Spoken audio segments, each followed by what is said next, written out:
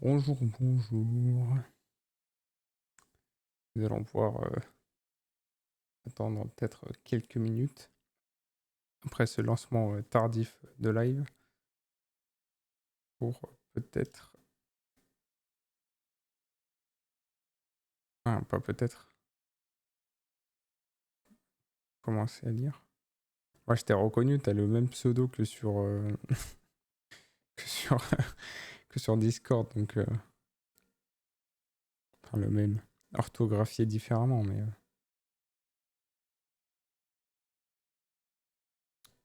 peut-être...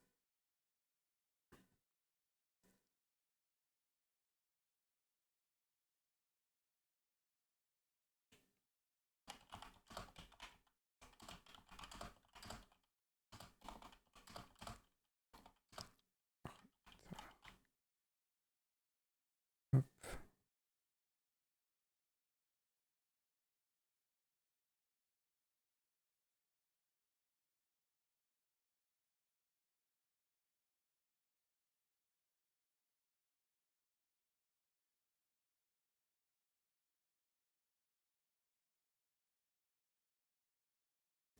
Copier. Hop, pas faux. Merci pour le joyeux anniversaire.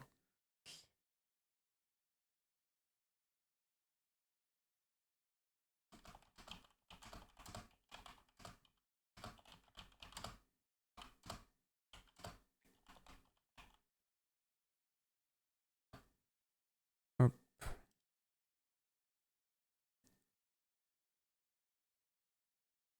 D'ailleurs, j'en profite, on m'entend bien ou pas? Parce que du coup, dans les anciens lives, c'était un peu compliqué. Donc, oui. Ok. Nickel. Bon, bah, parfait. J'ai dû réussir à régler le problème. C'est très bien comme ça. C'est très bien.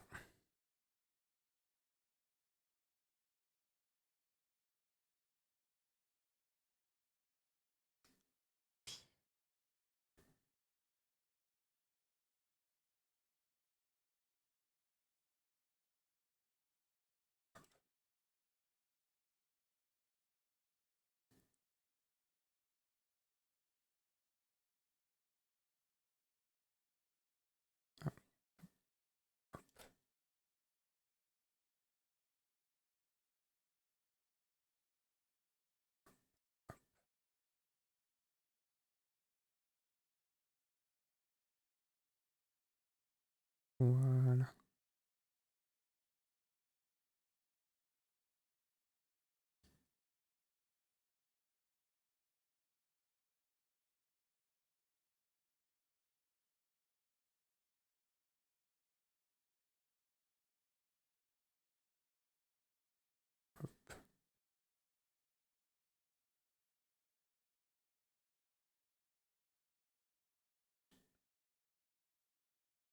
Moi, je vais attendre 17h20.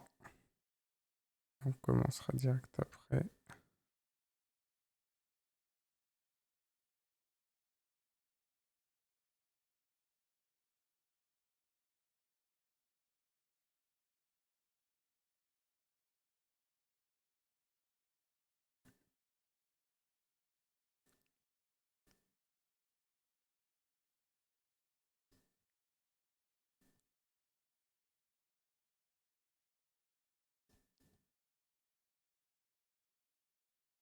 Bon, sinon, ça va.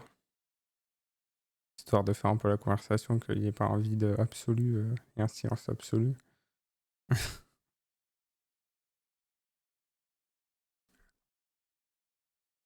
Hello, merci. Merci, merci. Ouais, ça va, hein.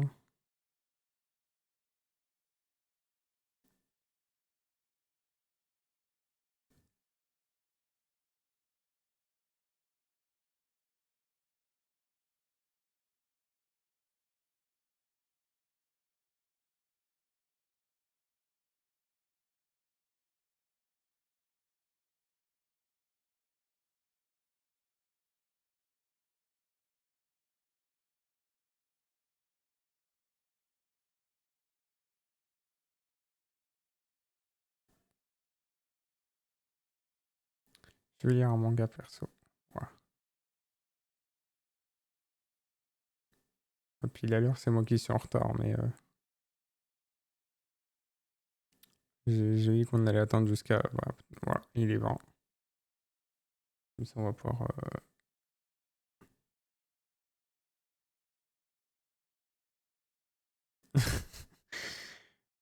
Ah, ça fait des années que je l'ai le coussin chat, mais merci de le valider.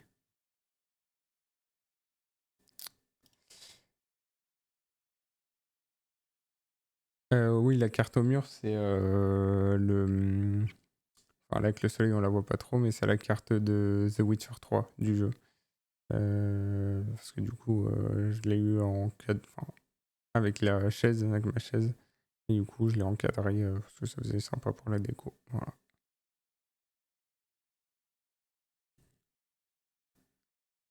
Très stylé, merci. Bon, du coup, pour revenir un peu plus au but du stream, ça va être de lire. Donc, plus précisément, aujourd'hui, on va lire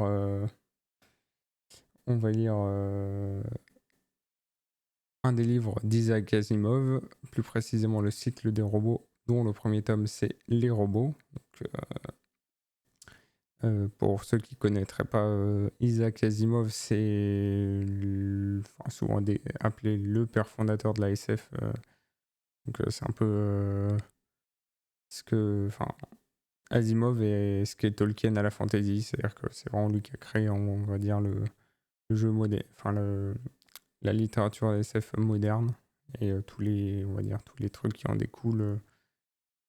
Donc voilà, donc on va partir là-dessus pour un peu le contexte. Donc, on peut direct commencer.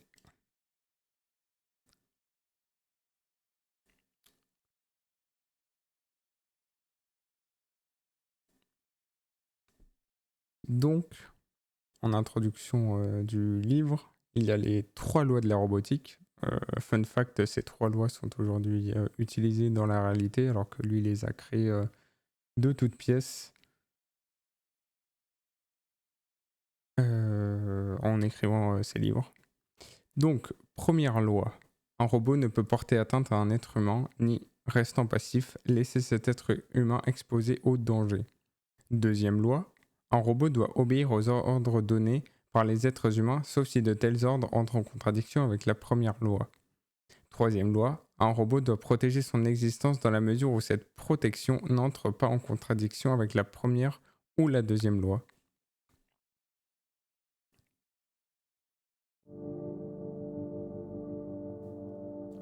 D'ailleurs, je mets un peu de musique en fond pour remettre un peu une ambiance et tout. Si jamais c'est trop fort, ouais, dites-le. Ou si on m'entend moins bien à cause de la musique, je pense que ça devrait aller parce que je l'ai pas mis trop forte, comme si c'est censé être de l'ambiance, mais voilà. Préface de l'auteur. Voulez-vous connaître un cauchemar d'écrivain ? Dans ce cas, imaginez un homme de lettres, d'une réputation considérable, un grand homme, en quelque sorte, et très conscient de son statut. Imaginez qu'il soit le mari d'une femme, une petite bonne femme, douée elle aussi d'un joli brin de plume, mais qui ne puisse bien sûr se comparer à son grand, son magnifique époux, que ce soit à ses propres yeux, à ceux du monde, ou ceux qui importent par-dessus tout, à ses yeux à lui.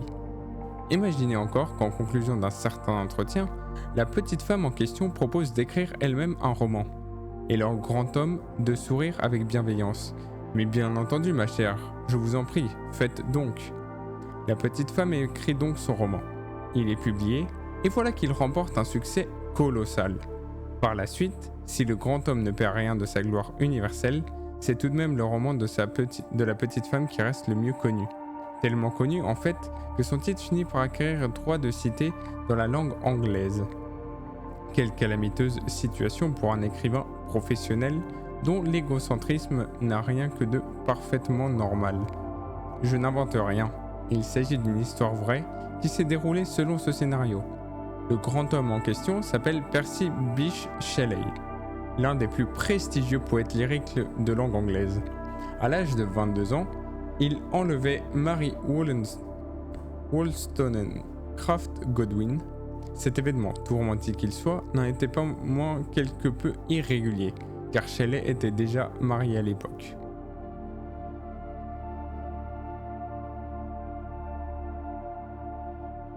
Ah, je baisse, ok.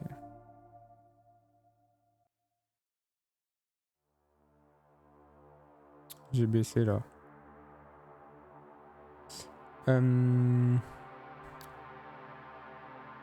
Le scandale fut tel qu'ils préfèrent quitter l'Angleterre et vinrent passer l'été de 1816 sur les bords du lac Léman, en compagnie du non moins grand poète George Gordon, Lord Byron, à la vie privée tout aussi tapageuse. À cette époque, le monde scientifique se trouvait en état de fermentation. En 1791, le physicien italien Luigi Galvani avait découvert qu'on pouvait provoquer la contradiction des muscles d'une grenouille en les mettant simultanément en contact avec deux métaux différents.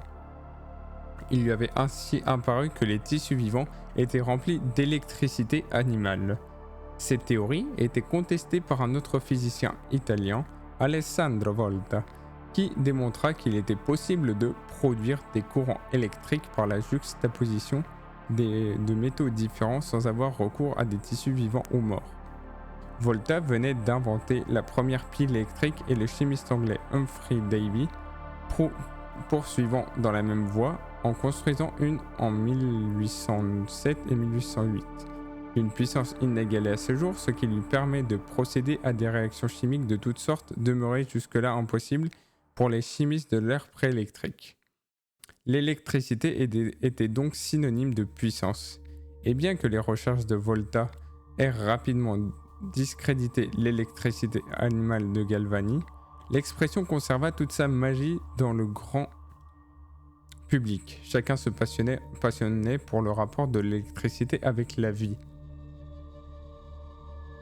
Un soir, un petit groupe comprenant Byron, Shelley et Mary Godwin discutait de la possibilité de créer réellement de la vie par le truchement de l'électricité. Et Mary s'avisa tout d'un coup qu'elle pouvait écrire un récit fantastique sur le sujet. Byron et Shelley l'approuvèrent. Mieux, ils pensèrent que rien ne les empêchait d'écrire eux-mêmes des récits fantastiques pour le plus grand amusement de la petite compagnie. Seule Mary mena son projet à terme. À la fin de l'année, la première Madame Shelley se suicida, si bien que Shelley et Mary purent se marier et rentrer en Angleterre.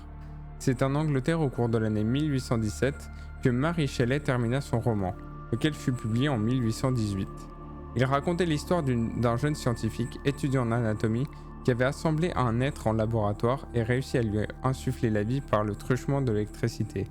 L'être en question, auquel Mary Shelley n'avait pas donné de nom, était une monstrueuse créature de 2,50 m dont l'horrible visage donnait des crises de nerfs à tous ceux qui étaient admis à le contempler.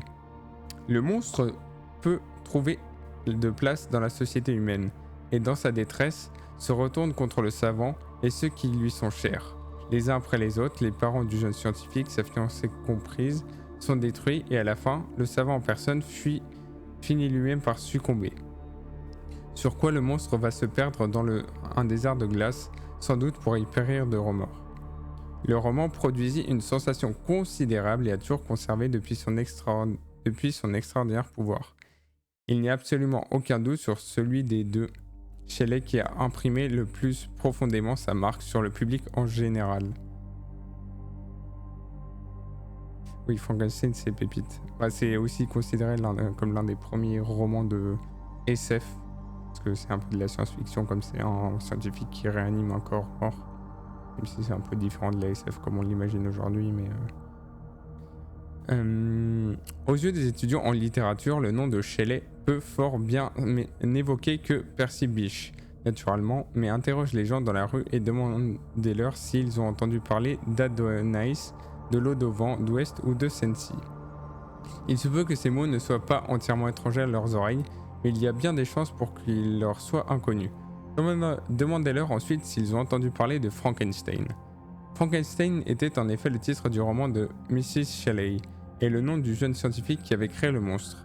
Depuis ce jour, le nom de Frankenstein a toujours servi à désigner le nom de la créature qui a détruit son créateur. L'expression « j'ai créé un monstre à la Frankenstein » est devenue un cliché si éculé qu'on ne peut plus l'utiliser de nos jours que dans un sens humoristique. Frankenstein remporta son succès, en partie du moins, car il exprimait une nouvelle fois l'une des peurs les plus persistantes qui ait jamais hanté l'humanité, celle de la science dangereuse. Frankenstein était un nouveau Faust cherchant à percer le secret d'un savoir qui n'était pas destiné à l'homme, et il avait créé sa némésis méphistophélique. Dans les premières années du 19e siècle, la nature exacte de l'invasion sacrilège à la Frankenstein, d'une connaissance interdite, semblait très claire. La science de l'homme, en pleine expansion, pourrait vraisemblablement insuffler la vie à une matière morte. Mais quant à créer une âme, il dépenserait ses efforts en pure perte, car c'était là le domaine exclusif de Dieu. En conséquence, Frankenstein pouvait, au mieux, créer une intelligence dépourvue d'âme. Une telle ambition étant d'ailleurs maléfique et digne du châtiment suprême. La barrière théologique qui se dressait devant les nouvelles acquisitions de la connaissance et de la science humaine devinrent moins infranchissables à mesure que s'écoulait le 19e siècle. La révolution industrielle s'étendit, ses conquêtes en surface et en profondeur, et l'interdit faustien céda temporairement la place à une confiance irréfléchie dans le progrès et en l'avènement inévitable d'un royaume d'utopie par la science. Ce rêve fut hélas dissipé par la Première Guerre mondiale. Cet affreux massacre démontra clairement que la science pouvait, après tout, devenir l'ennemi de l'humanité. C'est grâce à la science qu'on pouvait fabriquer de nouveaux explosifs, grâce à elle qu'on pouvait construire des aéroplanes et aéronefs susceptibles de les transporter derrière les lignes, sur des objectifs qui se trouvaient autrefois en sécurité. C'est encore la science qui avait permis, comble de l'horreur, d'arroser les tranchées de gaz toxiques.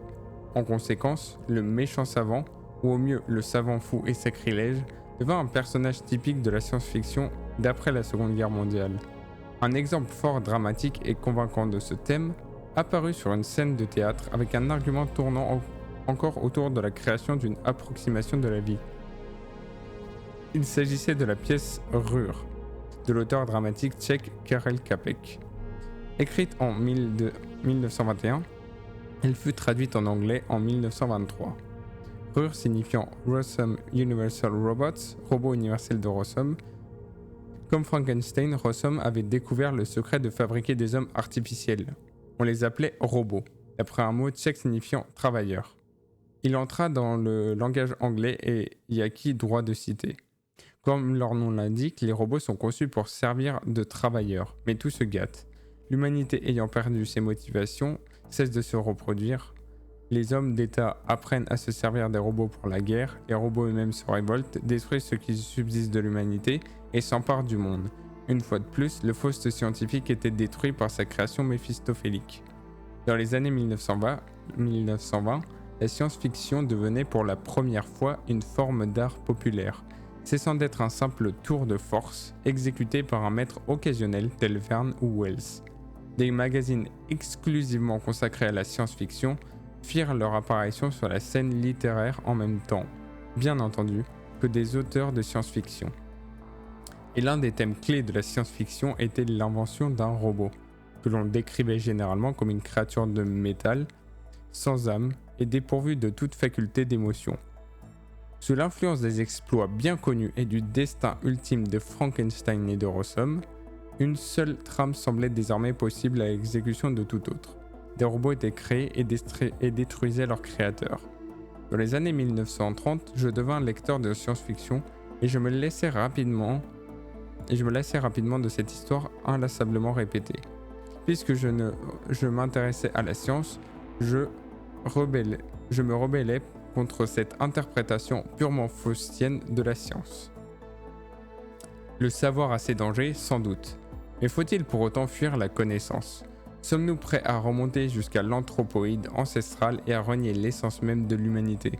La connaissance doit-elle, au contraire, utiliser comme une bannière contre le danger qu'elle suscite ? En d'autres termes, Faust doit affronter Méphistophélès, mais il ne doit pas nécessairement être vaincu par lui. On munit le couteau d'un manche pour pouvoir le manipuler sans crainte. On adjoint une rambarde à l'escalier, on isole le fil électrique, on pourvoit l'autocuiseur de sa soupape de sûreté. Dans tout ce qu'il crée, l'homme cherche à réduire le danger. Il arrive que la sécurité obtenue reste insuffisante en raison des limitations imposées par la nature de l'univers ou celle de l'esprit humain. Néanmoins, l'effort a été fait. Considérons le robot comme un dispositif de plus. Il ne constitue pas une invasion sacrilège du domaine du Tout-Puissant, ni plus ni moins que le premier appareil venu. En tant que machine, un robot comportera sans doute des dispositifs de sécurité aussi complets que possible. Si les robots sont si perfectionnés, s'ils peuvent imiter le processus de la pensée humaine, c'est que la nature de ce processus aura été conçue par des ingénieurs humains qui auront incorporé des dispositifs de sécurité. Celle-ci ne sera peut-être pas parfaite, mais la perfection est-elle de ce monde? Cependant, elle sera aussi complète que les hommes pourront la réaliser. Pénétré de tous ces principes, je commença en 1940 à écrire des histoires de robots, de mon cru. Jamais, au grand jamais, un de mes robots ne se retournerait stupidement contre son créateur, sans autre dessein que de démonter pour la énième fois la faute et le châtiment de Faust. Sottise. Mes robots étaient des engins conçus par des ingénieurs et non des pseudo-humains créés par des blasphémateurs. Mes robots réagissaient selon les règles logiques implantées dans leur cerveau au moment de leur construction. Je dois avouer qu'à l'occasion de mes premiers essais, j'avais tendance à considérer un peu le robot comme une sorte de jouet. J'y voyais une créature totalement inoffensive, juste préoccupée d'exécuter le travail pour lequel on l'avait conçu, incapable de causer le moindre préjudice aux hommes, servant de souffre-douleur aux enfants. Tandis que main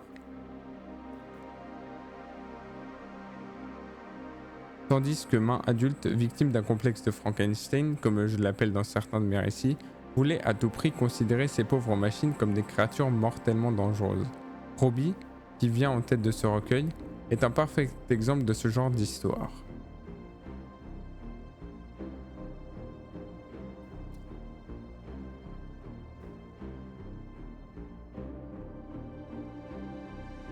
On va continuer. Je compulsais mes notes avec un sentiment d'insatisfaction. Ces 3 jours chez l'US Robots, j'aurais aussi bien pu les passer chez moi en tête à tête avec l'encyclopédie Tellurica. Suzanne Calvin était née en 1982, paraît-il. Par conséquent, elle avait 75 ans. Cela, chacun le savait. Coïncidence assez logique, l'US Robots et Homme Mécanique avaient aussi 75 ans, puisque Lawrence Robertson avait fondé cette firme qui devait devenir par la suite le géant industriel le plus étrange de toute l'histoire humaine. L'année même de la naissance du docteur Calvin, cela chacun le savait également. À l'âge de 25 ans, Suzanne Calvin assistait au séminaire spécial de psychomathématiques où le docteur Alfred Lanning de l'United States Robots avait dévoilé le premier robot mobile équipé d'un organe vocal. Un gros engin malhabile, plutôt moche, empestant l'huile et destiné aux futures mines mercuriennes. À tout le moins, ce prototype s'exprimait et se faisait comprendre. Suzanne, restée muette au séminaire, ne prit aucune part aux discussions sporadiques qui s'ensuivèrent. Glaciale, commune et incolore, elle utilisait son masque d'impassibilité et son hypertrophie de l'intellect pour se protéger d'un monde qui lui déplaisait. Mais si elle ne disait mot, elle observait et écoutait, sentait monter en elle un froid enthousiasme. Elle obtint sa licence à Columbia en 2003 et entama ses études de 2e cycle en cybernétique. Robertson et ses réseaux cérébraux positroniques avaient chamboulé tous les progrès accomplis sur les calculateurs durant la seconde moitié du XXe siècle. Les kilomètres de relais et de photomolécules avaient laissé la place aux globes spongieux de platine iridium de la taille d'un cerveau humain. Suzanne apprit à calculer les paramètres nécessaires pour déterminer les variables possibles au sein du cerveau positronique, à construire sur le papier des cerveaux de telle sorte qu'on puisse prévoir avec précision leur réaction à des stimuli donnés. En 2008, son doctorat en poche, elle rejoignit l'US Roberts comme robopsychologue, devenant ainsi le premier grand spécialiste d'une science nouvelle. Lawrence Robertson demeurait président de la société. Alfred Lanning occupait désormais le poste de directeur des recherches. 50 années durant, elle vit le progrès humain changer de direction à pas de géant. À présent, elle allait prendre sa retraite, dans la mesure du possible. En pratique, elle avait permis qu'on inscrive le nom de son remplaçant sur la porte du bureau qu'elle occupait précédemment. Voilà pour l'essentiel les éléments dont je disposais. Je possédais la liste des articles publiés pour elle, les brevets souscrits en son nom et le détail chronologique de ses promotions. En bref, son CV professionnel détaillé. Mais ce n'était pas ce que je désirais.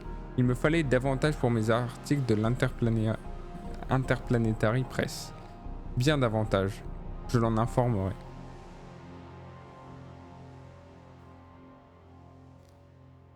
Docteur Calvin, dis-je, avec tout le respect dont j'étais capable. Vous ne faites qu'un avec l'US Robots, aux yeux du public.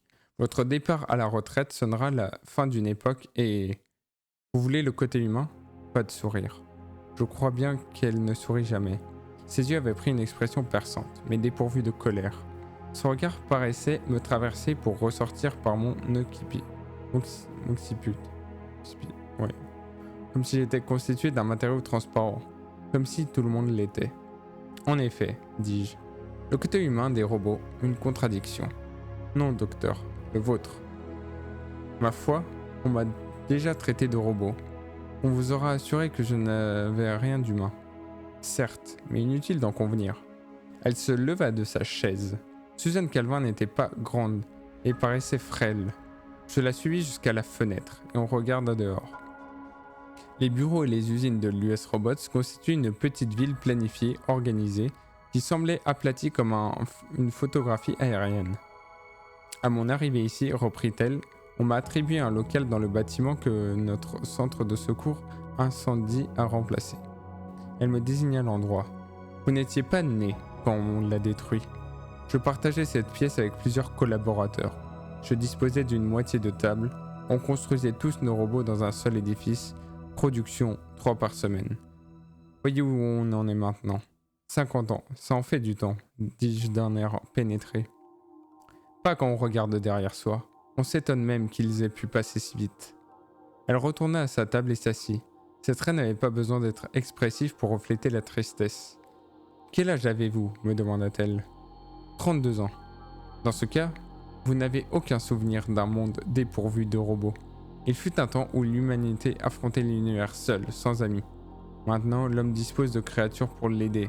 Des créatures plus robustes que lui, plus fidèles, plus utiles, absolument dévouées. L'humanité n'est plus seule. Vous avez déjà envisagé la situation sous cet angle ? Je crains que non. Je peux vous citer ? Oui. À vos yeux, un robot est un robot.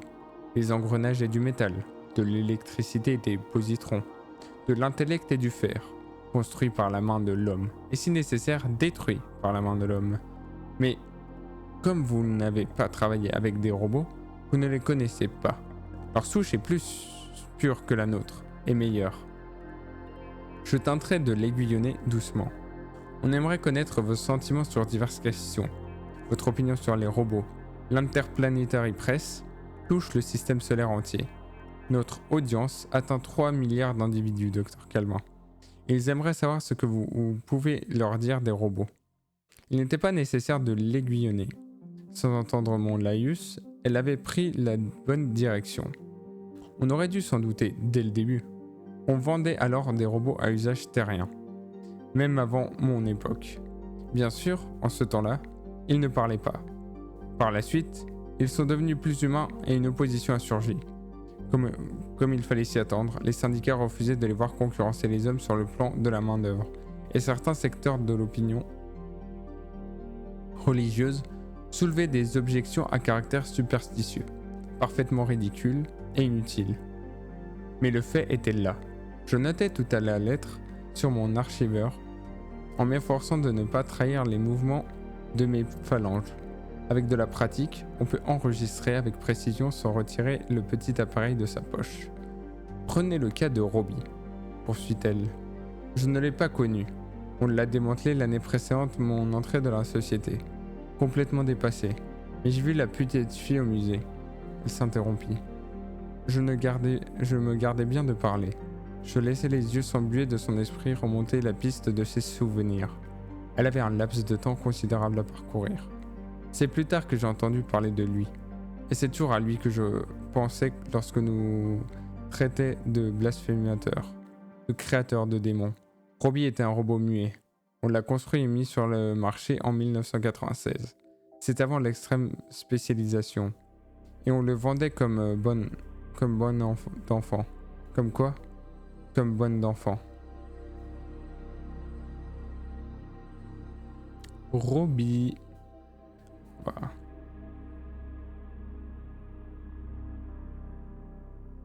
On va pouvoir commencer le livre en tant que tel. Chapitre 1, Robbie.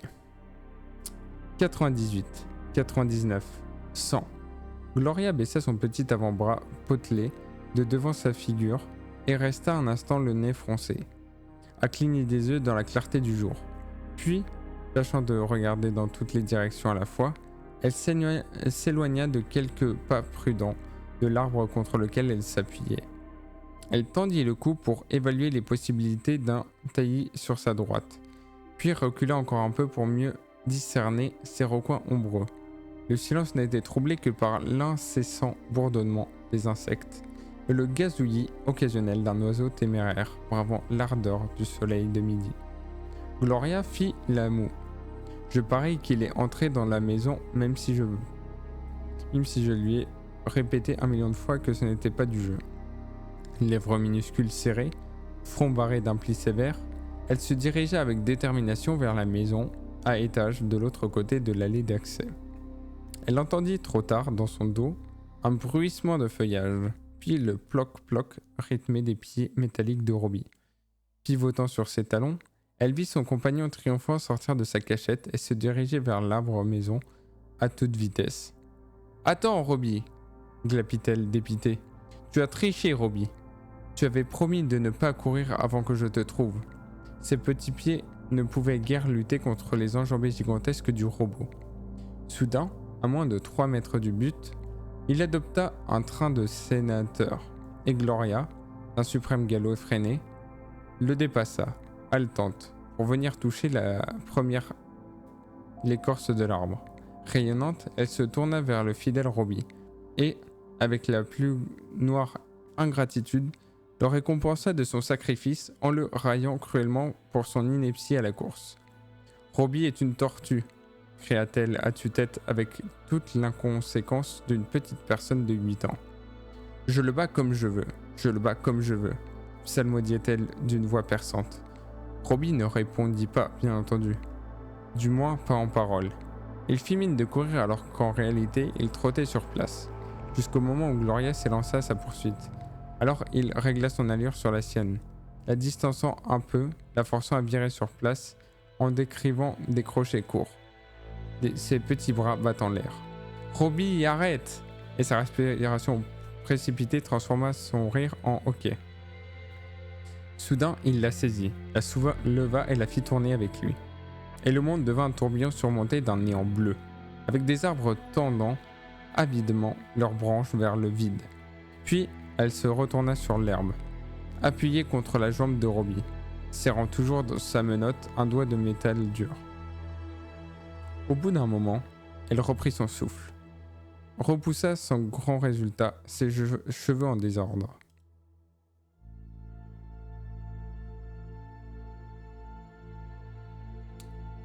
Imitant vaguement un geste de sa mère et se contentionnant pour voir si sa robe était déchirée, elle abattit sa main sur le torse de Robbie.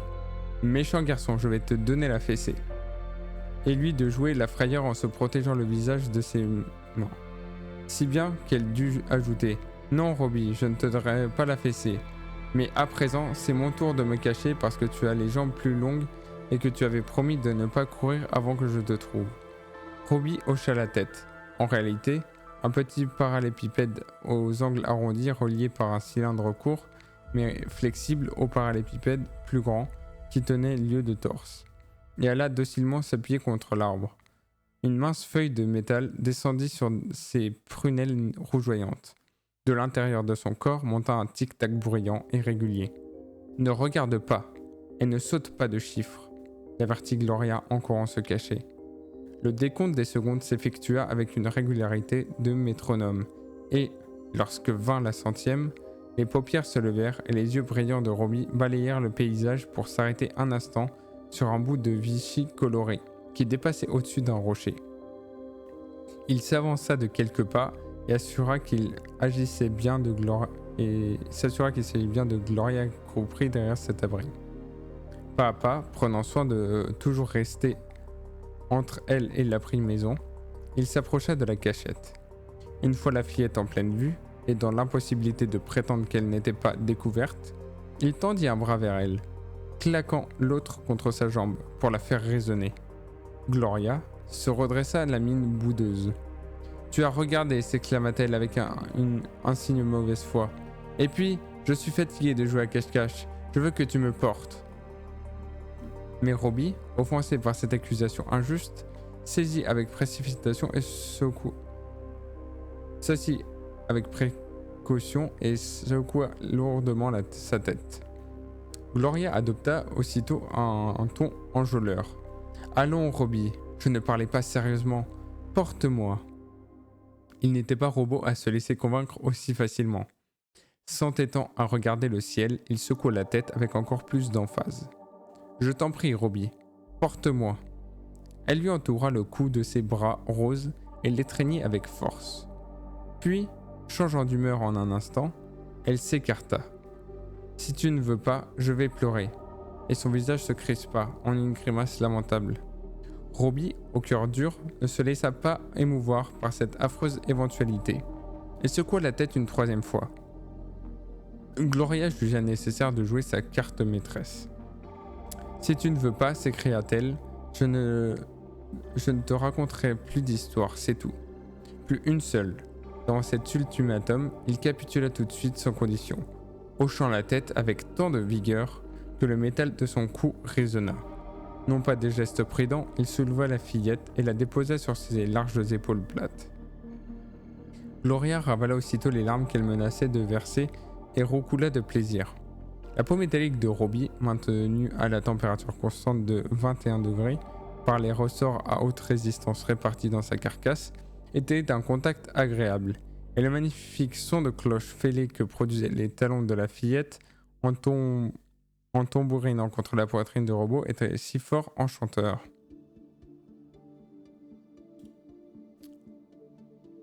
Tu es un croiseur aérien, Robbie. Un grand croiseur aérien tout en argent. Écarte les bras à l'horizontale.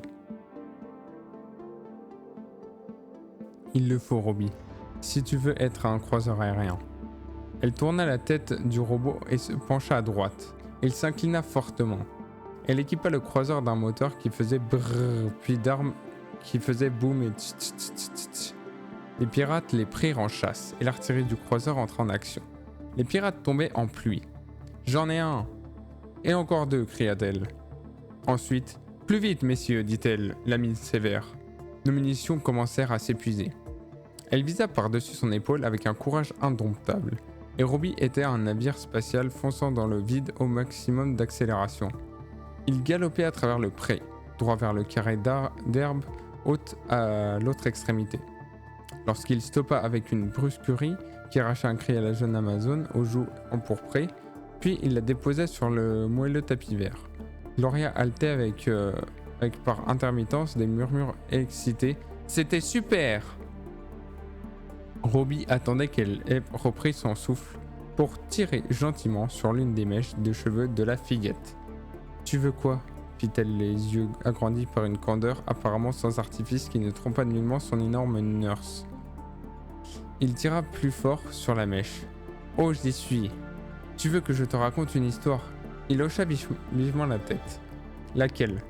Robbie décrivit un demi-cercle dans l'air avec un seul doigt. « Encore ?» protesta Gloria. « Je t'ai déjà raconté Cendrillon au moins 1 million de fois. Tu n'en as pas assez, c'est un conte pour bébé. » Nouveau demi-cercle. D'accord. Elle prit un air inspiré, se repassa lentement les détails du conte, ainsi que plusieurs ajouts de son cru d'un nombre d'ailleurs conséquent, et commença. « Tu es prêt ? Bon. Il était une fois une belle petite fille qui s'appelait Cendrillon. Elle avait une belle-mère terriblement cruelle, deux belles-sœurs très laides, tout aussi cruelles, et... Elle atteignit le point culminant du récit aux 12 coups de midi. Chaque chose reprenait son aspect banal et quotidien. Robbie écoutait avec passion, les yeux brûlants, lorsqu'elle fut interrompue. « Gloria !» C'était la voix haute perchée d'une femme qui venait d'appeler non pas une fois, mais plusieurs. On y décernait la nervosité d'une personne chez qui l'anxiété prenait le pas sur la patience. « Maman m'appelle, dit la fillette, un peu inquiète. Je crois que tu ferais bien de me ramener à la maison, Robbie. » Il obéit avec célérité.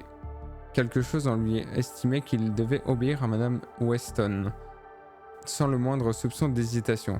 Le père de Gloria passait le plus souvent de la journée hors de la maison, sauf le dimanche, comme aujourd'hui. Et quand il était là, il se montrait enjoué et compréhensif. La mère de Gloria, par contre, le mettait mal à l'aise, et il avait tendance à fuir sa présence. Madame Weston les aperçut dès qu'ils se redressèrent au-dessus du rideau d'herbe haute et se retira dans la maison pour les attendre.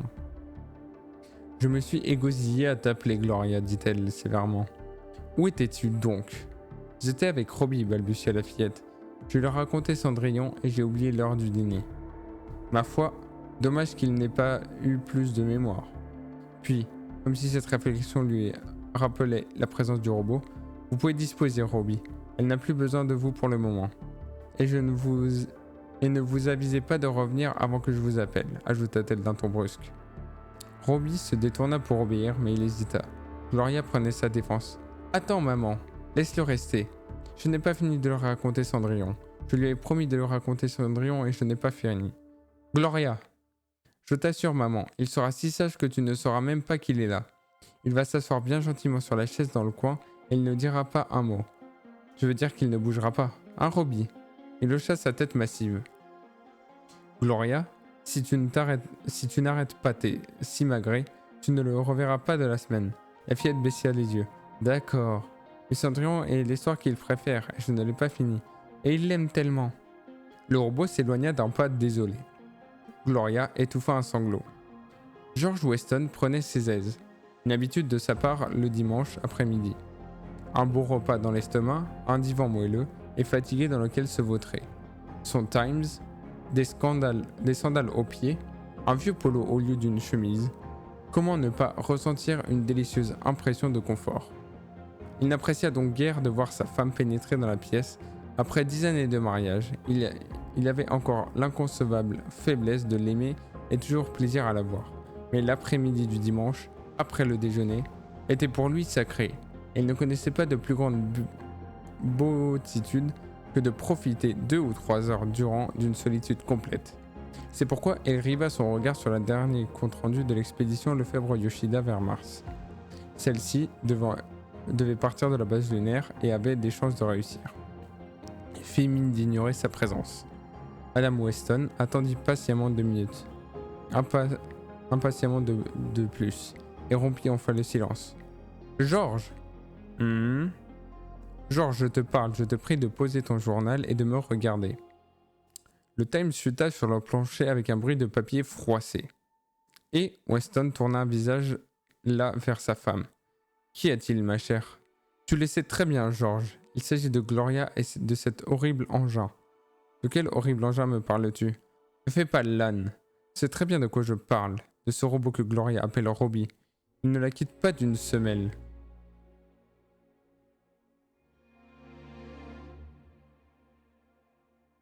Ah, salut. Merci pour le joyeux anniversaire.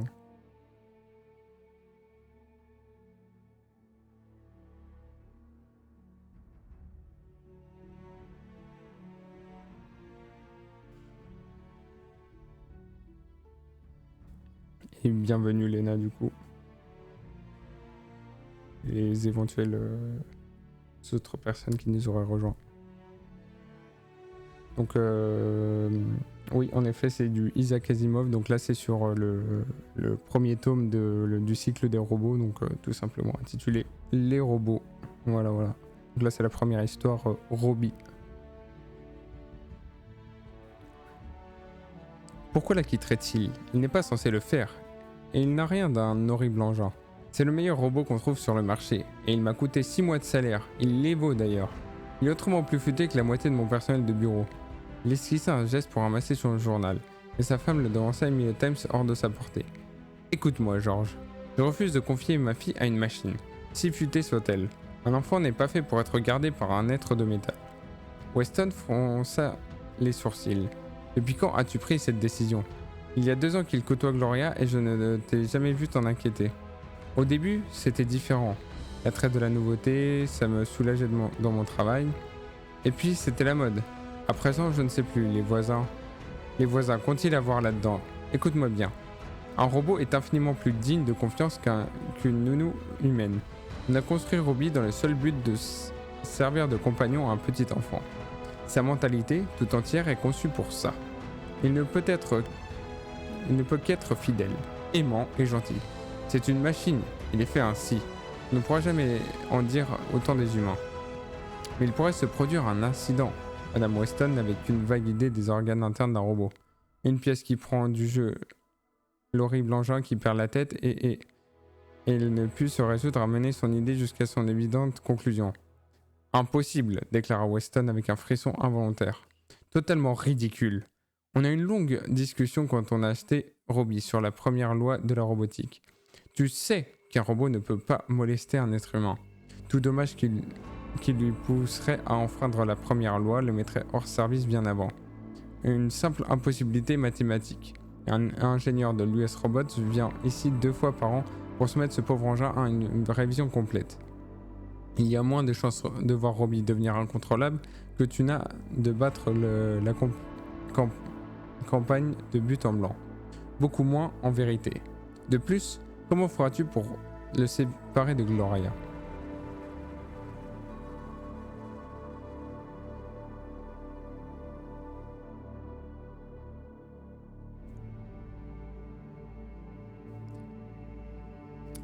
Il effectua une tentative aussi futile que la précédente pour rentrer en possession dans son journal que sa femme jeta avec colère dans la pièce voisine.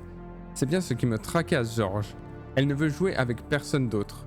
Il y a des quinzaines de petits garçons et de petites filles à qui elle devrait se lier d'amitié, mais rien à faire. Elle refuse de les approcher à moins que je ne l'y contraigne. Ce n'est pas de cette façon qu'on doit élever une fillette. Tu veux qu'elle devienne normale, n'est-ce pas? Qu'elle soit capable de s'intégrer. Tu te fais des idées, Grace. Il n'y a qu'à considérer Robbie comme un chien. J'ai vu des centaines d'enfants qui préfèrent leur chien à leur père. Un chien, c'est autre chose. Il faut nous débarrasser de cette horrible mécanique. Je peux la revendre à la société, je me suis renseigné, c'est possible. Tu t'es renseigné? Écoute-moi bien, Grace. Ne piquons pas de crise. On gardera ce robot jusqu'à que Gloria soit plus grande. Je ne veux plus en entendre parler. Sur ce, il se leva et sortit de la pièce avec humeur. Alors peut-être, Léna, que tu as eu la chance de découvrir Asimov, je raconte que de la merde, et notamment le cycle des robots il y a quelques années au lycée. De mon côté, c'est la première fois que je lis du Asimov, donc je suis aussi très hype. Voilà. 2 soirs plus tard, Madame Weston accueillit son mari sur le seuil de la porte. Tu vas devoir m'écouter cette fois, George. Les gens sont très remontés au village. À propos de quoi? Demanda Weston. Il pénétra dans la salle de bain et noya toute réponse possible dans un éclaboussement d'eau. Madame Weston attendit 2 Robbie, dit-elle. Weston ressortit, serviette en main, rouge et irrité. Qu'est-ce que tu racontes? Oh, ça ne s'arrête plus. J'ai voulu fermer les yeux, mais c'est fini. La plupart tiennent Robbie pour dangereux. Ils interdisent à leurs enfants d'approcher notre maison le soir venu. On confie bien le nôtre aux robots. Les gens oublient la logique lorsqu'il s'agit de ces questions. Alors qu'ils aillent au diable. Une boutade ne résout pas le problème. Il faut que je fasse mes courses au village. Je dois retourner rencontrer les gens chaque jour. Et en ville, c'est encore pire. C'est encore bien pire pour les robots. New York vient de dépasser une ordonnance qui leur interdit les rues entre le coucher et le lever du soleil. Soit, on ne m'empêchera pas de garder un robot chez nous. Grâce, il s'agit d'une de nos campagnes. Je reconnais ton style, mais tu perds ton temps. Ma réponse est toujours non, on garde Robbie. Et pourtant, il aimait son épouse. Puis, elle le savait. Le pauvre George Weston n'était après tout qu'un homme. Et sa femme utilisait à fond toutes les ressources qu'un sexe plus maladroit mais aussi plus scrupuleux avait appris à redouter dans son raison. 10 fois, au cours de la semaine suivante, il s'écria « Robbie restera, point final ». À chaque fois, il prononçait ces mots avec moins de force. À chaque fois, il les faisait suivre d'un gémissement plus soutenu et plus excédé. Vint enfin où le jour où Weston s'approcha de sa fille d'un air coupable, il lui proposa une belle séance de Visivox au village. Gloria tapa joyeusement dans ses mains. « Robbie pourra venir ?»« Non, ma chérie, dit-il, sentant son cœur se serrer au son de sa propre voix. Les robots ne sont pas admis au Visivox. Mais tu pourras tout lui raconter en rentrant. » Il trébucha sur les derniers mots et détourna les yeux. Gloria revient exubérante de la séance du Visivox qui avait été un sacré spectacle. Son père garait la jet-car dans le garage souterrain. Quand la fillette dit « Attends, que je raconte l'histoire Robbie, papa », je suis sûr qu'il aurait adoré, surtout le moment où Francis Franc reculait lentement, qu'il est tombé sur un de ces hommes léopards et qu'il a dû s'enfuir en courant. Elle se remit à rire. « Papa, il y avait vraiment des hommes léopards sur la Lune ?»« Sans doute pas, dit Weston d'un ton distrait. Ce sont juste des histoires inventées. » Il ne pouvait s'attarder davantage autour de la voiture. Il fallait affronter l'épreuve.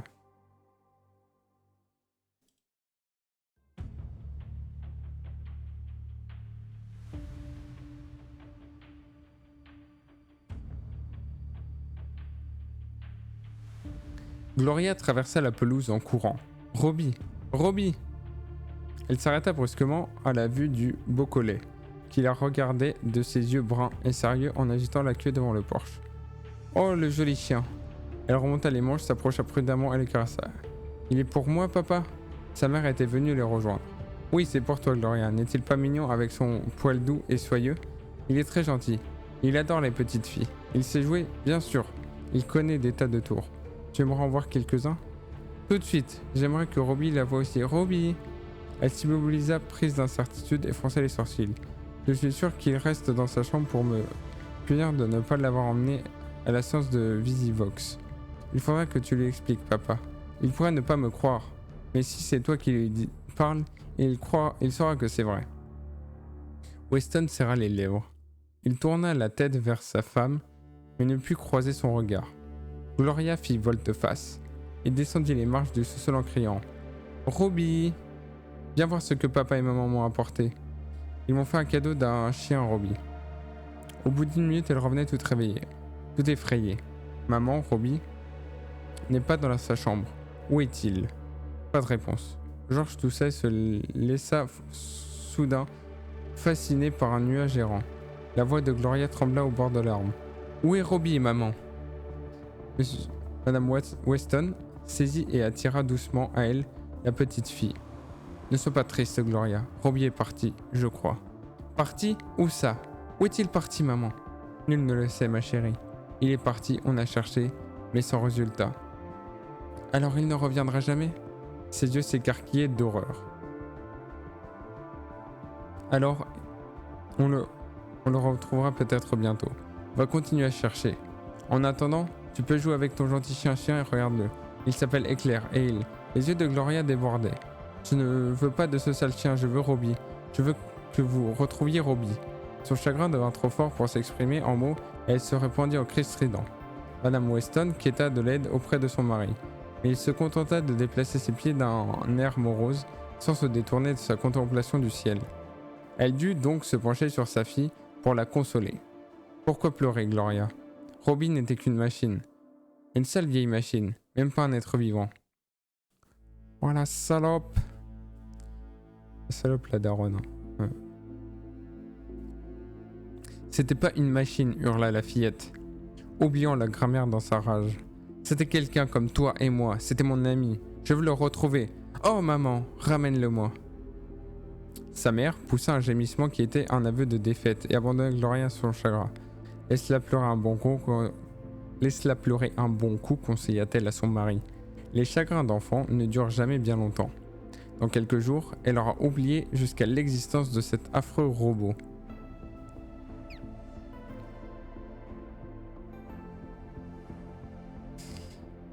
Sympa la daronne. Hein. Sympa, sympa. Mais le temps prouva que Madame Weston était un peu trop optimiste. Gloria cessa bien de pleurer, mais aussi de sourire. Et, à mesure que les jours passaient, elle se faisait de plus en plus silencieuse et indistincte. Peu à peu, sa tristesse passive eut raison de Madame Weston, que seul retenait de céder la nécessité d'avouer sa défaite à son mari. Puis, un soir, elle entra en coup de vent dans la salle de séjour, saisit, croisa les bras d'un air plein de fureur. Son mari tendit le cou pour la voir par-dessus son journal. Qu'y a-t-il, Grâce ? C'est cet enfant, George. J'ai dû renvoyer le chien aujourd'hui. Gloria m'a dit de ne pouvoir le supporter. Elle me conduit à la dépression nerveuse. Weston poussa son journal et une lueur d'espoir illumina ses yeux. On pourrait peut-être faire revenir Robbie. C'est possible, tu sais. Je peux me mettre en rapport avec eux. Non, répondit-elle farouchement. Je refuse d'entendre parler. On ne cédera pas aussi facilement. Mon enfant ne sera pas élevé par un robot. Du sais-je passer des années à lui faire oublier. Weston ramassa de nouveau son journal d'un air déçu. À ce train-là, mes cheveux auront blanchi prématurément dans un an. La réponse fusa, glaciale. Merci de ton aide. Gloria a besoin de changer de cadre. Comment pourrait-elle oublier Robbie dans cette maison où chaque arbre, chaque rocher le lui rappelle ? De toute ma vie, je n'ai jamais vu une situation aussi ridicule. Imaginez qu'un enfant dépérisse de la perte d'un robot. Bon, au fait, quel genre de cadre prévois-tu pour elle ? On va l'emmener à New York. En ville ? Au mois d'août ? Tu sais à quoi ressemble New York en plein mois d'août ? C'est intenable. Des millions de gens le supportent. Ils n'ont pas la chance de disposer d'une résidence comme la nôtre. S'ils pouvaient quitter New York, ils ne s'en priveraient pas, tu peux me croire. Tant pis pour nous. On va partir tout de suite, ou du moins dès qu'on aura pris les dispositions nécessaires. En ville, Gloria trouvera assez de centres d'intérêt et d'amis pour remonter la pente et oublier cette machine. Bon sang, gémit le mari. Quand je pense à ces trottoirs brûlants... Tant pis, répéta l'épouse imperturbable. Gloria a perdu 2 kilos ce mois-ci et la santé de ma petite fille m'importe plus que ton confort. Dommage que tu n'y aies pas pensé avant de lui priver de son robot, murmura-t-il. Mais pour lui-même. Ouh là là, ça fuse. Ça va se fighter. La daronne est en pierre, mais grave. She's a stone. La meuf, elle est née, c'était une pierre. Le robot a plus de cœur que la daronne. Gloria montra des signes d'amélioration sitôt qu'on évoqua le voyage imminent. Elle n'en parlait guère, mais toujours avec un plaisir anticipé. Elle se reprit à sourire et à manger avec un peu de son appétit antérieur. Madame Weston se congratula sans retenue et ne manqua aucune occasion de triompher de son mari toujours sceptique. Tu vois qu'elle aide à préparer les paquets comme un petit ange et qu'elle babille comme si elle n'avait plus le moindre souci. Je te l'avais bien dit, il suffit de l'intéresser à autre chose. Je l'espère, fut la réponse peu convaincue. On prit rapidement les dispositions préliminaires. Préparer la maison de ville et engager un couple pour entretenir la résidence de campagne. Le jour du départ venu, Gloria avait retrouvé presque tout son entrain. À aucun moment elle ne mentionnait le nom de Robbie. D'excellente humeur, la famille prit un gyrotaxi pour l'aéroport.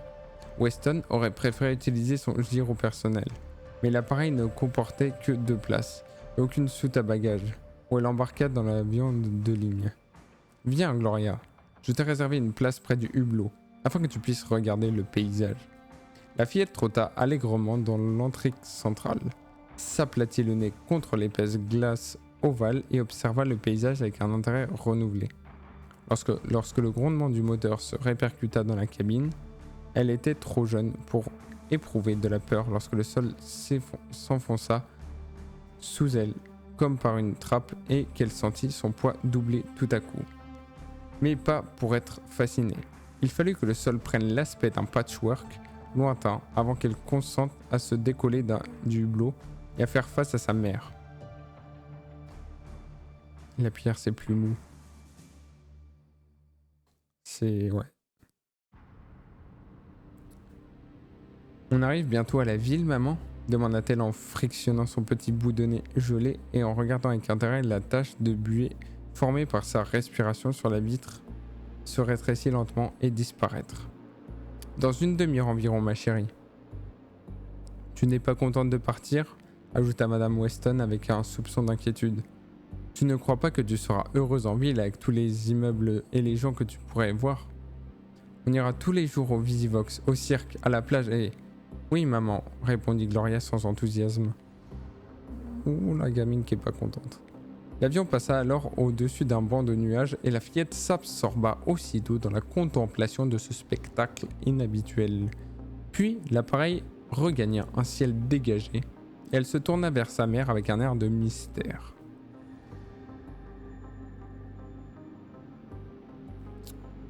Je sais pourquoi on va en ville, maman. Vraiment ? Demanda Madame Weston, intriguée. Pourquoi ? Oula, la bagarre. Tu ne m'as rien dit parce que vous vouliez me faire la surprise, mais je sais. Elle resta admirative dans sa propre perspicacité, puis se mit à rire gaiement. On va... Oula, la daronne, elle va péter un câble. On va à New York pour retrouver Robbie, hein ? Avec des détectives. Bien vu, la gamine. Cette déclaration surprit George Weston au moment où il avalait une gorgée d'eau.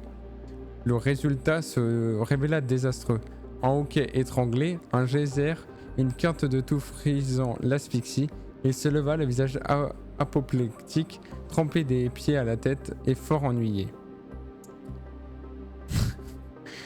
Le daron, il a overreact.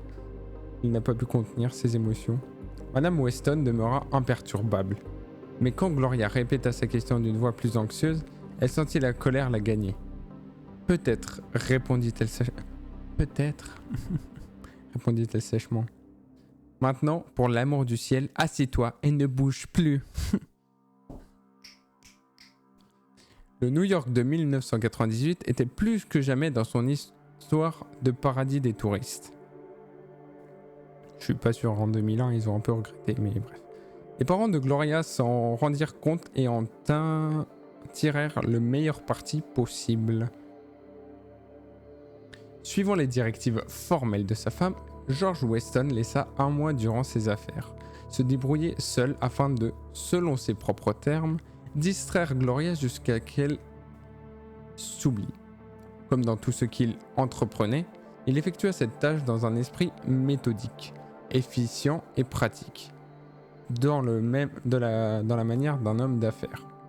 Avant que le mois soit écoulé, tout ce qu'on pouvait faire avait été fait.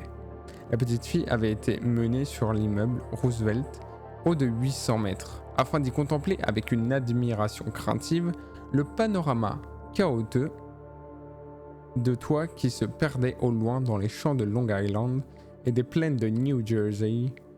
Ils visitèrent les eaux où Gloria regardait avec terreur délicieuse un vrai lion vivant. Déçue de voir les gardiens lui servir des quartiers de viande crue, plutôt que des êtres humains, comme elle s'y attendait, et exigea, avec une instance péremptoire, de rendre visite à la baleine. Les divers musées répercutaient... Ouais, tu peux regarder le live en cuisinant, Louise. La petite fille... non, c'était pas là. Ils visitèrent les eaux où Gloria regardait avec une terreur délicieuse un vrai lion vivant, déçu de voir les gardiens lui servir des quartiers de viande crue plutôt que des êtres humains, comme elle s'y attendait, et exigea avec une insistance péremptoire de rendre visite à la baleine. Les divers musées répercurent leur part d'attention, de même que les parcs, les plages et l'aquarium. Elle remonta la moitié du cours de l'Hudson dans un vapeur d'excursion équipé à la façon archaïque des années folles. Elle voyagea dans la stratosphère au cours d'un vol d'exhibition et vit le ciel devenir pourpre foncé. Les étoiles surgirent en plein jour et la terre brumeuse au-dessus d'elle prendre l'aspect d'un immense bol renversé. On la promena sous les eaux du Long Island Sound, à bord d'un mésocaf aux parois de verre, dans un monde vert ondulant où d'étranges animaux marins venaient les dévisager avec curiosité pour s'éloigner soudain à toute allure. Sur un plan plus prosaïque, M. Weston la conduisit dans un grand magasin où elle put se délecter des ressources fournies par un autre genre de pays, les fées. Pays des fées. En vérité, une fois le mois presque écoulé, les Weston étaient convaincus d'avoir fait leur possible pour détourner l'esprit de Gloria, une fois pour toutes, du robot disparu. Ils n'étaient pas certains d'avoir réussi. Le fait demeure que, en tout lieu visité, elle faisait montre de l'intérêt le plus intense envers chaque robot qui se trouvait là. Si captivant que soit le spectacle sous ses yeux, si nouveau qu'il soit pour ses jeunes années, elle s'en détournait sans délai si elle avait surpris du coin de l'œil l'éclair d'un mouvement métallique. Madame Weston veilla dès lors soigneusement à lui éviter la présence de tout robot. Le drame atteignit son point culminant au musée de la science et de l'industrie, lequel avait annoncé un programme spécial qui présentait des tours de magie scientifiques mises à la portée des esprits enfantins. Bien entendu, les Weston placèrent la séance sur la liste des distractions indispensables, tandis qu'ils se tenaient devant un stand absorbé par les exploits d'un électro-aimant. Sa mère s'aperçut, soudain, que Gloria n'était plus à ses côtés. Sa panique initiale devient une calme décision. Avec l'aide de 3 préposés, on entreprit une fouille minutieuse. Bien sûr, la fillette n'était pas du genre à errer au hasard. Elle faisait preuve d'une détermination inhabituelle pour son âge, ayant hérité des gènes maternels sur ce point. Une pancarte gigantesque portant l'inscription « Robot parlant » et une flèche avait attiré son attention. Ayant déchiffré les 2 mots à mi-voix et remarqué que ses parents ne semblaient guère disposés à prendre la bonne orientation, elle adopta la seule décision logique. Elle guetta le moment opportun et lorsqu'elle vit ses parents plongés dans leur contemplation, elle se libéra calmement et suivit la direction indiquée. Le robot parlant constituait un tour de force, un dispositif dénué de toute utilité pratique et n'ayant qu'une valeur publicitaire. Une fois par heure, un groupe emmené par un guide s'arrêtait devant et posait à l'ingénieur préposé des questions chuchotées. Celles dont l'ingénieur estimait qu'elles convenaient au circuit de la machine étaient transmises au robot parlant. Mais cela n'avait rien de très passionnant. Il peut être utile de savoir que le carré de 14 et 196, la température ambiante de 22,2 degrés, la pression de l'air de 762 mm de mercure, le poids atomique du sodium de 23, mais on n'a pas besoin d'un robot pour ça. Surtout, il n'est pas nécessaire de posséder une masse immobile et peu maniable de fils et de tambours s'étendant sur 25 mètres carrés pour obtenir de tels résultats. Peu de gens prenaient la peine de poser une seconde question, mais une fille de 15 ou 16 ans attendait calmement sur un banc la réponse à une troisième. Elle se trouvait seule dans la pièce lorsque Gloria y pénétra. Cette dernière ne lui accorda pas un regard. À ses yeux, en cet instant, un autre être humain constituait un article dénué d'intérêt. Seul le gros machin pourvu de roues retenait son attention. Elle hésita, déconcertée. L'engin ne ressemblait à aucun des robots qu'elle ait vus. Timidement, elle éleva son petit filet de voix tremblant. « S'il vous plaît, monsieur le robot, vous êtes le robot parlant ?» Elle n'en était pas très sûre, mais il lui semblait qu'un robot capable de s'exprimer en paroles était digne du plus grand respect. L'adolescente adopta une expression de concentration intense, saisit un calepin et se mit à griffonner. Un bruit d'engrenage bien huilé retentit, et une voix au timbre mécanique prononça des mots qui manquaient à la fois d'accent et d'intonation. « Je suis le robot qui parle. » Attends, j'ai peut-être une idée pour faire le robot.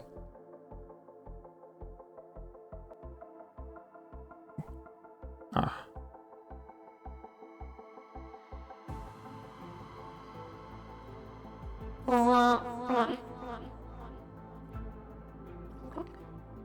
Je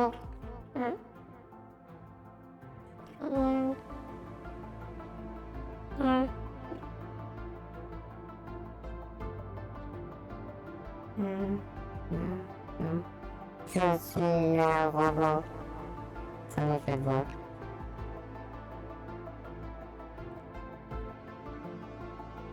Je suis le robot. Voilà, là c'est mieux. On enlève la reverb, on enlève l'écho. Non. Je suis le robot. Ah, c'est moi le robot qui parle. Voilà. Qu'est-ce qu'on se marre, putain de merde. Voilà. Après ces petites interludes où on se marre un peu, on continue. Gloria le regarde d'un petit air triste. Il parlait, oui. Mais le son provenait d'on ne savait où. Il n'y avait aucun visage auquel s'adresser. Vous pouvez m'aider, monsieur le robot ? Le robot parlant était conçu pour répondre à des questions. On ne lui avait posé que des questions auxquelles il pouvait répondre. Il avait donc tout à fait confiance en ses capacités. Je peux vous aider. Merci, monsieur le robot. Vous avez vu Robbie ? Qui est Robbie? C'est un robot, monsieur le robot. Elle se hissait sur la pointe des pieds. Il fait environ cette taille, monsieur le robot. Un peu plus même. Et il est très gentil. Il a une tête, vous savez. Je veux dire que vous n'en avez pas, mais lui si, monsieur le robot.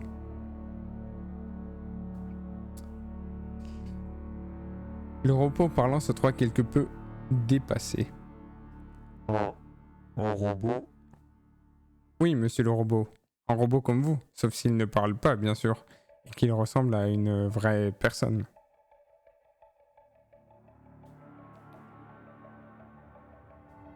Un robot comme moi?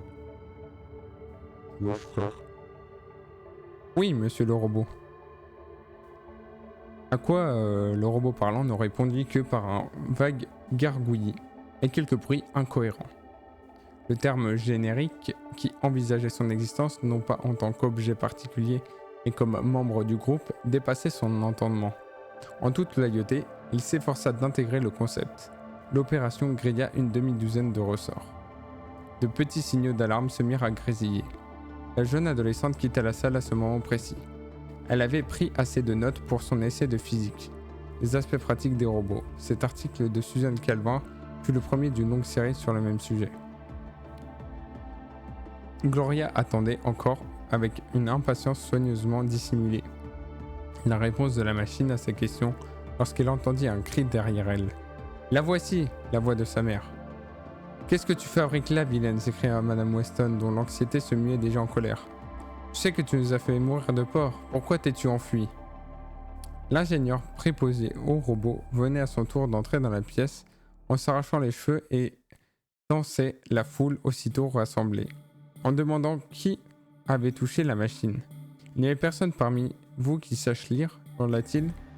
Nul n'a le droit de pénétrer dans cette salle sans être accompagné. » Gloria haussa sa voix consternée au-dessus du tumulte. « Je ne suis pas venu ici que pour voir le robot parlant, maman. J'ai pensé qu'il saurait peut-être où se trouve Robbie. Parce que ce sont tous les deux des robots. » Comme le souvenir de Robbie s'imposait tout à coup. Une crise en larmes la saisit. « Il faut que je retrouve Robbie, maman. Il le faut. » Madame Weston étouffa un cri. « Oh, juste ciel, rentrons, George, je n'en peux plus. » Le soir venu, George Weston s'absenta pendant plusieurs heures. Le lendemain matin, il s'adressa à sa femme avec une expression qui ressemblait beaucoup à une satisfaction complaisante. « Il m'est venu une idée, Grâce. »« À quel sujet ?» s'enquit-elle d'un ton morne et sans manifester le moindre intérêt. « Celui de Gloria. » « Tu ne vas pas me proposer de racheter ce robot, j'espère. » ?»« Non, bien sûr que non. Dans ce cas, je t'écoute. Rien de ce que j'ai fait n'a donné le moindre résultat. Bon, voici le fruit de ma réflexion. Tout le mal vient de ce que Gloria tient Robbie pour une personne et non pour une machine. Donc elle ne parvient pas à l'oublier. Or, si on arrivait à la convaincre que ce n'est qu'un magma d'acier et de cuivre sous forme de plaques et de fils, avec de l'électricité pour lui donner vie, je me demande combien de temps duraient ces regrets. L'offensive psychologique, tu me suis? Comment comptes-tu t'y prendre? Rien de plus simple. Où crois-tu que j'étais hier soir? J'ai persuadé Robertson de l'US Robots et Hommes Mécaniques de nous offrir une visite complète de l'usine dès demain. On enfoncera dans la tête de Gloria qu'un robot n'est pas un être vivant. Putain de merde, wow, l'ambiance de malade dans la famille. Sympa. Les gars, en or. Hein, vraiment, pas de manipulation psychologique de la gamine. Tout va bien. Vraiment. Famille en or. Les yeux de Madame Weston s'arrondirent peu à peu. Une lueur brillait dans son regard, qui évoquait fort une admiration soudaine. George, c'est une excellente idée. Et les boutons de veste de George Weston de se tendre aussitôt. Je n'en ai jamais d'autres, dit-il modestement. Monsieur Struthers était un directeur général consciencieux avec une pension naturelle au bavardage, combinaison le menant à agrémenter la visite de commentaires surabondants. Néanmoins, Madame Weston ne manifesta aucun ennui. Elle alla même jusqu'à l'interrompre plusieurs fois pour lui demander de repérer ses explications en des termes plus simples, accessibles à un enfant de l'âge de Gloria. Aiguillonné par cette appréciation de ses talents de narrateur, Monsieur Struthers s'épanouit et devint encore plus verbeux si possible. Temps de ne pas jouer à un gamin pour s'en débarrasser ensuite. Après, un robot qui fait office de nounou, est-ce vraiment un jouet? Je pense un peu la question qui sous-tend le chapitre.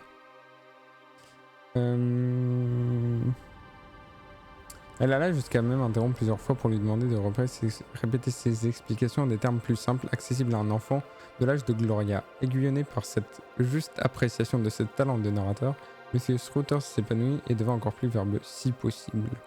George Weston lui-même donnait des signes d'une impatience croissante. « Pardonnez-moi, Struthers, dit-il, interrompant une conférence sur la cellule photoélectrique.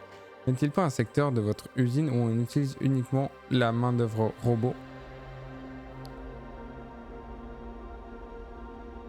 Je sais pas trop comment le percevoir un véritable enfant.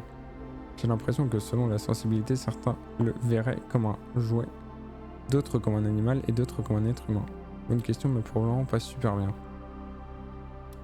Là, c'est un peu le truc, c'est que en fait, l'enfant distingue pas. Il a grandi avec, le robot, à part le fait qu'il ne parle pas, s'occupe d'elle comme si c'était sa daronne, parce qu'il a été programmé pour ça. Donc, il est la vision qu'on a de ce pourquoi il a été fait, dans l'idée. Sauf que quand t'as pas le développement intellectuel nécessaire, tu le vois autrement, je pense. Tu fais pas la distinction, tu te sépares pas de la réalité du...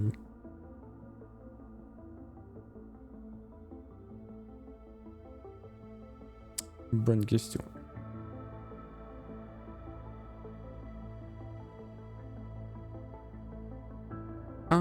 Oh oui, il sourit à l'adresse de Madame Weston. D'une certaine manière, c'est un cercle vicieux. Les robots qui créent d'autres robots. On se garde de généraliser la méthode, bien entendu. D'abord, les syndicats ne nous le permettent jamais. Mais on peut produire quelques unités en faisant appel exclusivement à la main-d'œuvre robot. Un genre d'expérience scientifique, voyez-vous. Il ponctua son discours en frappant la paume de son pince-nez. Ce dont les syndicats ne se rendent pas compte, et je dis cela en homme qui a toujours manifesté une grande sympathie au mouvement ouvrier en général, c'est que l'avènement du robot, tout en semant quelques perturbations au début dans la répartition du travail, finira inévitablement. Oui, Struthers, dit Weston, mais pourrait-on voir le secteur en question? Ce serait très intéressant, je parie. Mais oui, certainement.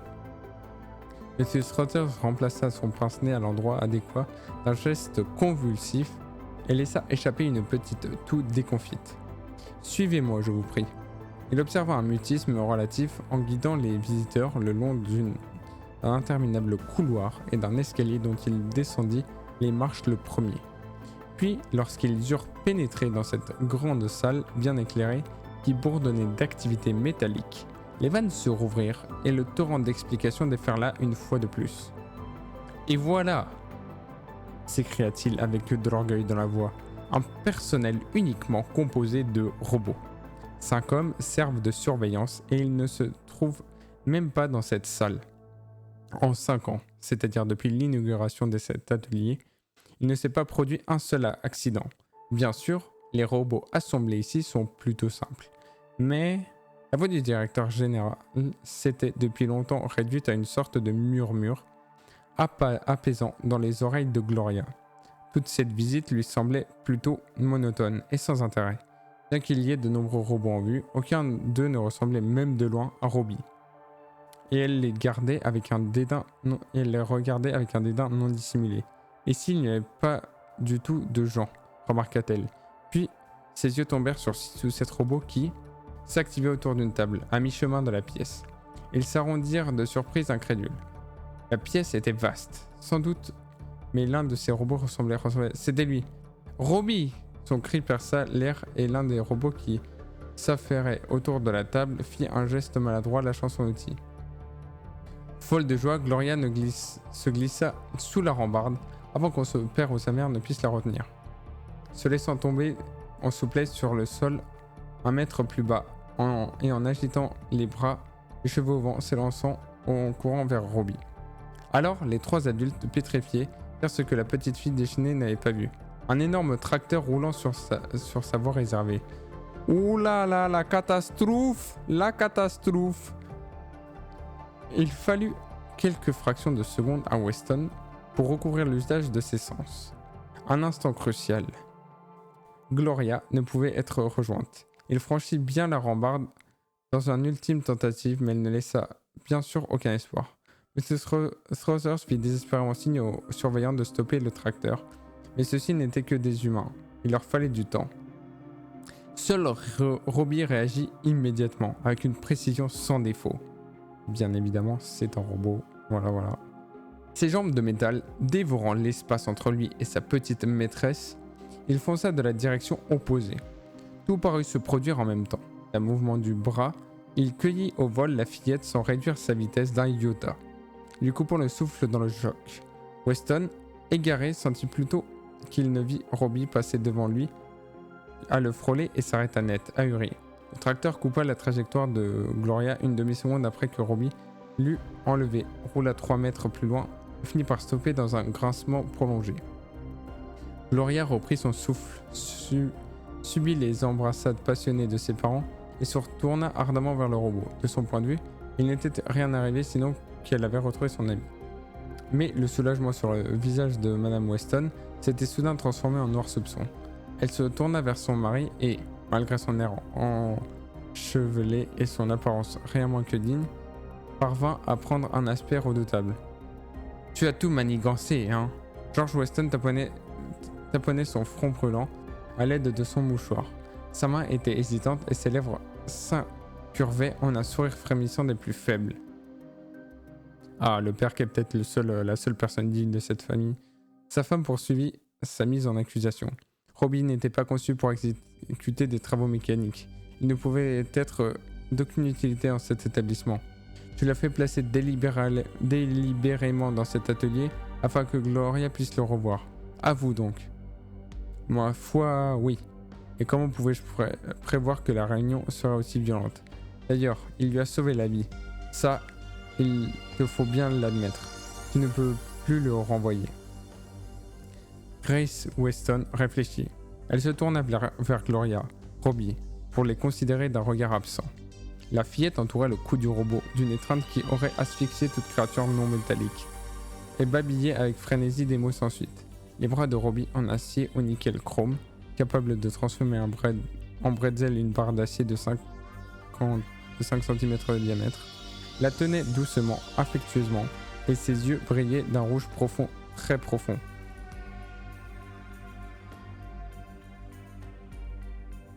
Truxan, c'est toi. Ça sort de Rule 34. Ma foi, dit-elle, enfin. J'imagine qu'il pourra rester avec nous jusqu'au jour où la roue l'emportera.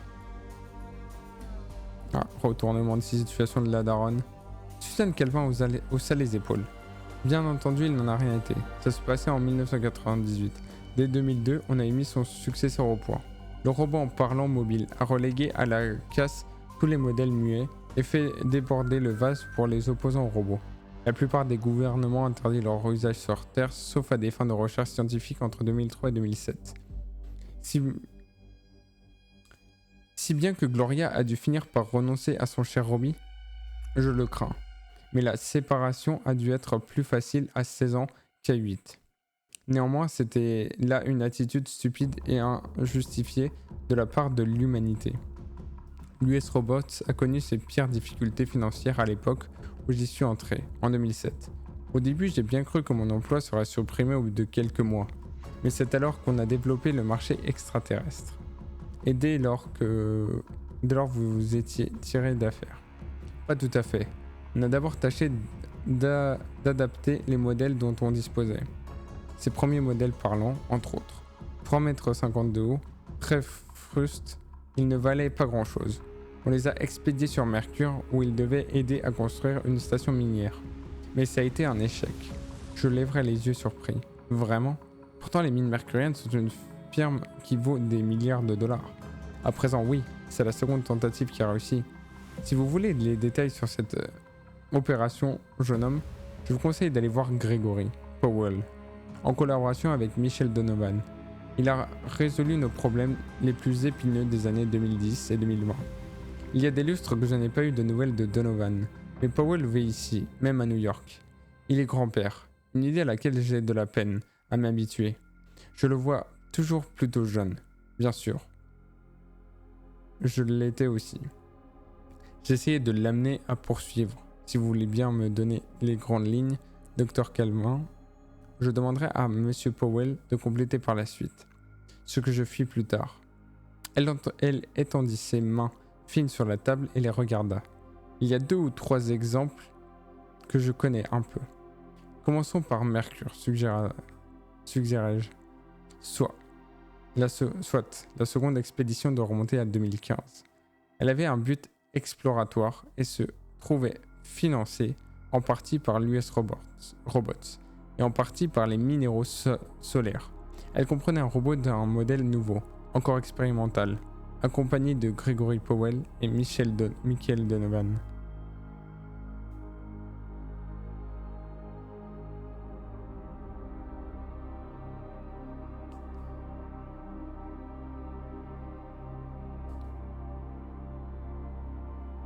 Voilà pour le premier chapitre avec notre cher ami Robbie. Je sais pas ce que vous en avez pensé. J'ai trouvé ça très cool, très intéressant. Très novateur pour l'époque. Je ne sais même plus quand c'est écrit. Rip Robbie parti quand même lors de 16 ans de Gloria. Ah, il ne pouvait pas être éternel, Robbie. En plus, à ses 16 ans, quand Gloria regardait les parents, elle disait « Non, mais de toute façon, vous me comprenez pas. » Il n'y a que Robbie qui la comprenait, du coup, elle a du mal le vivre aussi. Elle avait les cheveux en mode émo, teintés en noir. Elle allait voir Robbie et elle dit « Non, mais personne qui me comprend. » La crise d'ado, c'est jamais facile. Sauf quand t'as Robbie avec toi. Robbie t'entend. Et en plus, il parle pas, donc même s'il est pas d'accord avec toi, il ferme sa gueule, quoi. Elle aussi, elle a eu sa période d'évanescence. En plus, à l'époque, techniquement, Evanescence existe à cette époque. Hein. Je suis d'accord, c'est super novateur pour l'époque. Attends, juste par curiosité. C'est quand qu'il est sorti déjà ?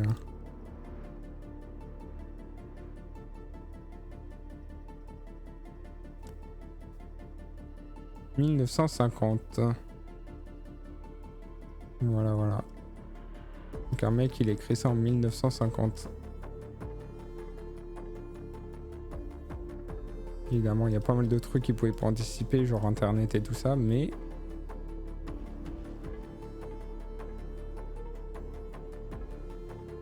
ça fait de la super novateur pour l'époque. Les lois de la robotique, c'est révolutionnaire. Mais c'est ce que je disais en intro, toi t'étais pas encore arrivé, Léna, mais c'est ce que je disais en introduction en lisant les 3 lois de la robotique qu'a écrit Asimov pour ces livres-là. C'est genre c'est un auteur de science-fiction, enfin de fiction à l'époque, qui a littéralement créé les lois de robotique qu'on utilise aujourd'hui. Enfin c'est quand même assez fou qu'aujourd'hui on continue à utiliser les lois de la robotique. J'ai fait un exposé dessus, ça m'a fait de la peine pour la gamine. Ah ouais.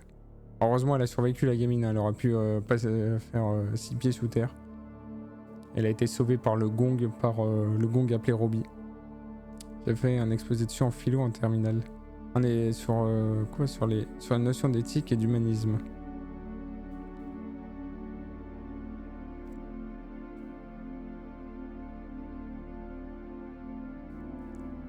Ils en avaient des idées pour l'époque. Bah Asimov était vachement en avance, et ça c'est clair. Ah oui, l'homme bicentenaire. Mais il y a un film aussi avec Robin Williams sur l'homme bicentenaire apparemment qui est incroyable. Je l'ai pas vu, enfin, de toute façon j'ai pas lu l'histoire, mais et souvent en fait ce qui est assez intéressant avec la science-fiction, c'est que la science-fiction nourrit la science et la science nourrit la science-fiction. C'est-à-dire qu'en fait il y a des livres de science-fiction qui vont dire ouais ça serait cool, on voyage dans les étoiles.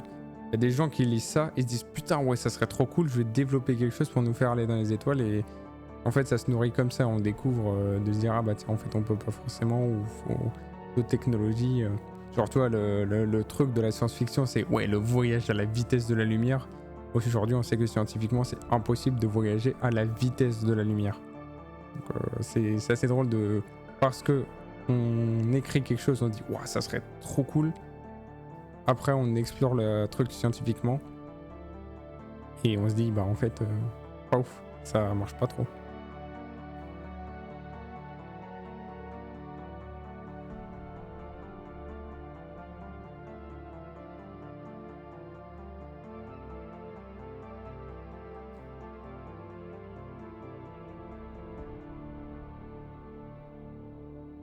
Voir la ligne était assez fantasmagorique, mais l'exploration scientifique lui a donné raison de certaines façons. De toute façon, c'est ouais c'est un peu enfin, c'est un peu ce qu'on voit aujourd'hui avec l'IA et enfin tout ce qui est robotique et tout ça. C'est-à-dire qu'en fait, la science-fiction a tellement infusé le grand public avec globalement, enfin pour prendre un exemple très clair, Terminator et Skynet, l'IA et les robots c'est malfaisant. Aujourd'hui on voit pas une IA bienfaisante. C'est vraiment dans notre imaginaire collectif, on se dit forcément on développe l'IA, on est foutu quoi. Que bah non. Le problème c'est pas tant la technologie mais ce qu'on en fait, c'est toujours le même problème. Le problème c'est l'humain, c'est pas la technologie. L'IA, tu en fais ce que tu veux, c'est pas mauvais.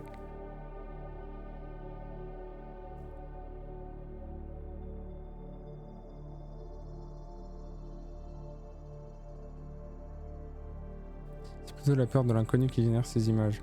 Aussi. Enfin, la peur de l'inconnu, mais aussi l'être humain, l'humanité qui a... Je pense c'est plus ça où on a peur de ce qui nous est étranger. Pas pour rien qu'il y a des gros racistes, mais c'est vraiment on a peur de ce qui est différent. Et pourtant on cherche à créer cette différence, hein. Littéralement on crée des IA, des trucs comme ça et... Mais en fait l'anticipation négative joue aussi. Mais c'est un peu ce que je disais, c'est-à-dire que parce que j'ai eu la discussion, parce que j'ai assisté à un truc de SF sur les 2 premières semaines de février. Et c'est vrai qu'on parlait de la SF qui est de moins en moins positive d'une certaine manière. C'est-à-dire que on a tellement été bercé par des histoires, on va dire, négatives, qu'en fait on réfléchit que négativement et on voit pas un futur positif, hein, que ce soit avec le capitalisme, l'effondrement écologique, les montées du fascisme, tout ce que tu veux. On se dit, bah de toute façon, foutu pour foutu, bah... Oui, il y en a qui émergent. Mais enfin, tu vois, moi je suis un gros fan le solarpunk en effet. Bah justement, le solarpunk vient répondre à un autre genre qui s'appelle le cyberpunk, d'où le jeu Cyberpunk 2077, qui avant d'être un jeu est un genre de science-fiction. Le cyberpunk, c'est typiquement un truc très défaitiste, mais très cool aussi, hein, parce que dans l'esthétique, c'est génial. Tout le monde kifferait trop de vivre dans un monde de cyberpunk, même si c'est un peu la merde. Mais esthétiquement, c'est génial. Mais c'est un peu... l'éco-politique aussi prendre de plus en plus de place. En fait, moi ce que j'ai eu comme réflexion par rapport à la vision positive, enfin, au solarpunk et tout ça, c'est que c'est un peu particulier enfin, je pense que c'est compliqué peut-être aussi parce qu'on ne berce pas suffisamment dedans, mais c'est un peu compliqué de forcément c'est un peu compliqué, je pense, de se projeter dans du positif. Non, qu'est-ce que je voulais dire? Non. Que c'est un peu dur, je pense, d'être écrivain en science-fiction et de faire des œuvres positives. Parce qu'en fait, une œuvre, quelle qu'elle soit, que ce soit un film, une série, un livre, etc., le principe d'un livre, c'est qu'il y a un élément perturbateur qui vient changer un peu le paradigme pour faire avancer l'histoire. Hein. Mais du coup, si tu pars du principe que tout va bien dans le meilleur des mondes, du coup, ton œuvre, elle a factuellement aucun intérêt. En fait, c'est même la science-fiction. Enfin, après avoir, j'ai pas lu des œuvres de solarpunk ou autres. Peut-être que c'est bien fait. Mais c'est vrai que moi, j'ai un peu du mal à me dire, mais comment tu écris une œuvre positive s'il faut que quelque chose se passe mal dans ton livre pour que l'histoire avance? Sauf que dans un monde où tout va bien, par définition, rien ne peut mal se passer. C'est un peu l'idée.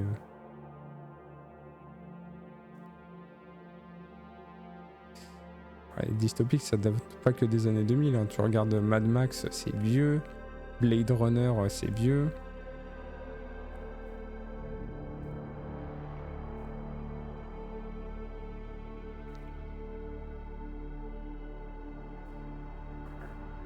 Ça nuancé. Non, bah oui, je pense que ça nuancé, c'est ce que je disais. Enfin, j'ai pas lu des œuvres de solarpunk et il y a sûrement des trucs à voir, mais c'est un peu la réflexion que je m'étais faite. Tout dépend de la façon dont tu as l'élément perturbateur.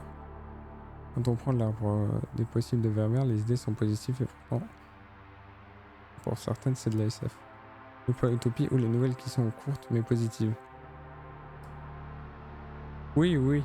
Après, ça me fait penser à forcément l'un des livres de SF les plus connus, Le meilleur des mondes, de Aldous Huxley, qui est une utopie sur le papier. Mais en fait, quand tu creuses le truc, c'est juste des êtres humains qui sont modifiés génétiquement pour être parfaits et qui sont conditionnés pour avoir une vie très spécifique. Donc en fait, dans le cadre utopique, en réalité, tu te retrouves dans une dystopie. En fait, c'est aussi très... Au final, on revient à la dystopie, mais c'est un peu ce truc de... Enfin, parce que vraiment, une utopie, par définition, c'est un monde parfait. Si est parfait, c'est qu'il n'y a pas de violence, et qu'il n'y a pas de problèmes politiques. Enfin, c'est un peu là-dedans où, évidemment, ça reste exploré et à voir comment c'est fait, parce que moi, j'ai pas lu des œuvres dire plus positifs.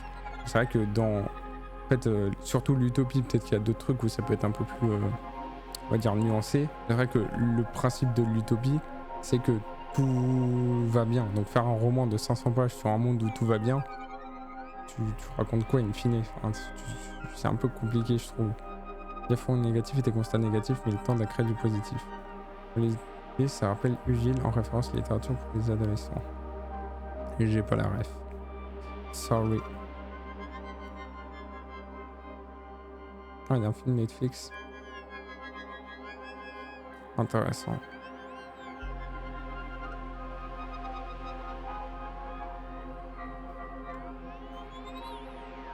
Ugile de Scott Westerfield est une dystopie qui s'adresse aux ados. Dans cette société futuriste, le bonheur ultime est de subir à 16 ans des opérations de chirurgie esthétique et de grandir dans une société factice dédiée au glamour, vouée au plaisir sans aucune contrainte. Pas une folie, mais sympa à regarder quand même. Je note. Église. Ok. Intéressant. Mais surtout aujourd'hui, du coup, c'est intéressant d'avoir un truc qui traite de ça. Avec les réseaux sociaux et tout ça. Merci Babelio pour le résumé. Babelio est très utile.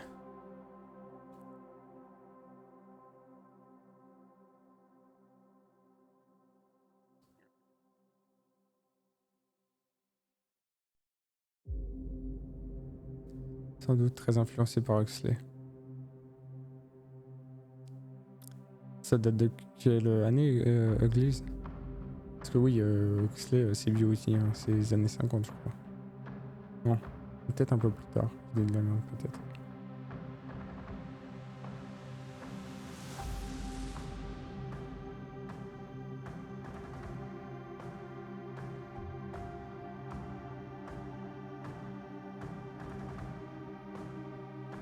Oui, 2006, ouais.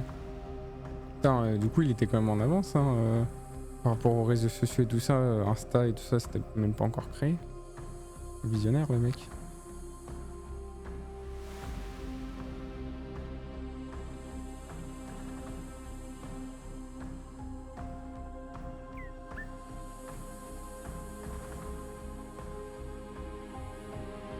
« 2005 exactement. Même avant la création de YouTube. Incroyable.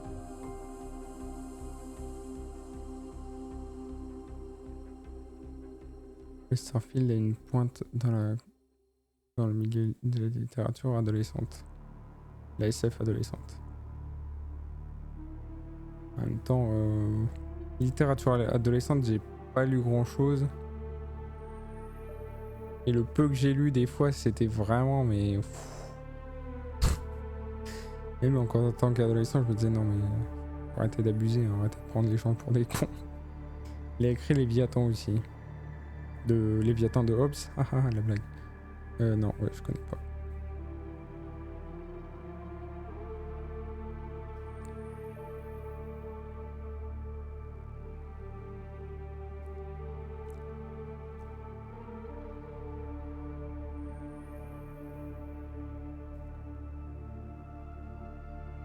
D'accord, il y a beaucoup de romans pas ouf pour la jeunesse aussi.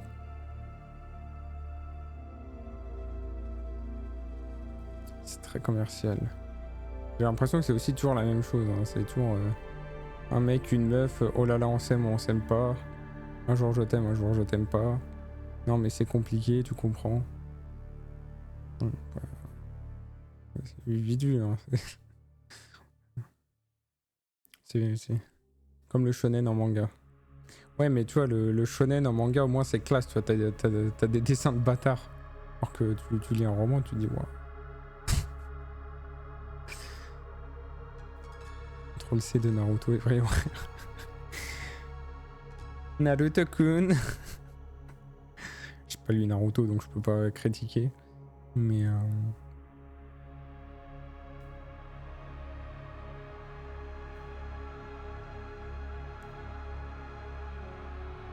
c'est un mec, son bestie, sa meuf et un prof chelou.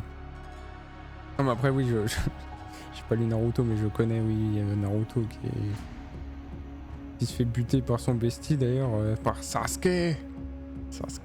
Sa meuf qui n'est... Enfin, moi quand j'étais plus jeune, j'ai toujours pensé que la meuf de Naruto, c'était...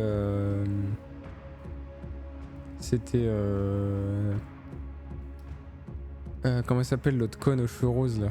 Je pensais toujours que c'était elle, en fait non, c'est l'autre qui a les yeux d'une aveugle ou je sais pas quoi là. Il y a un prof chelou. Sakura, voilà, Sakura. Voilà. Je sais pas pourquoi, quand j'ai jamais regardé Naruto, pendant longtemps j'ai cru que Sakura était la meuf de Naruto. Et j'ai pensé à la même chose avant de commencer.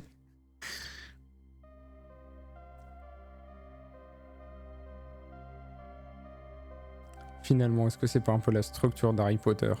Un mec, son bestie, sa meuf et un prof chelou. Finalement.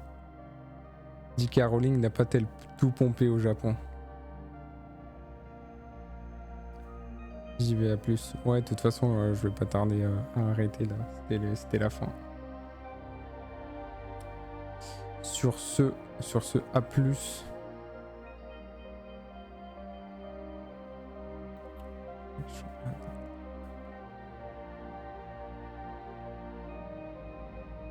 Merde.